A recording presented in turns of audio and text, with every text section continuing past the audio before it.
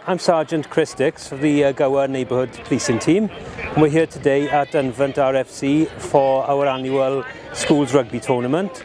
It's a competition we run every year. It's now in its 10th year, and it involves most of the primary schools in the Gower sector. The reason we get involved in an event like this is because it gives us a chance to engage with the children and the teachers, perhaps in a different environment that they're used to. Also, we've got schools liaison officers here today who are giving talks on important safety messages such as internet safety and knife crime.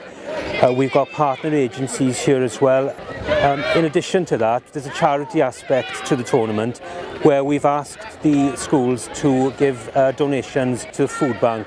So I'm pleased to say all the schools have risen to the challenge and they've donated lots and lots of food, which we're going to be distributing to two local food banks in our sector. So I'm Tom Sloan, I'm the Community Foundation Manager at Ospreys in the Community. It's the 10th anniversary of this festival here at Dunvant and our link up with the South Wales Police and the Gower sector. It's fantastic to have so many schools here again at a great event and 10 years of sunshine, which is fantastic. It's always a pleasure coming down here because there's some great rugby on show, great mix of abilities, lots of boys and girls, some who've been playing rugby for a long time and some who are quite new to the game, and it's also well supported by our community staff and Gower College, which have been fantastic to help out with the referees and their learning.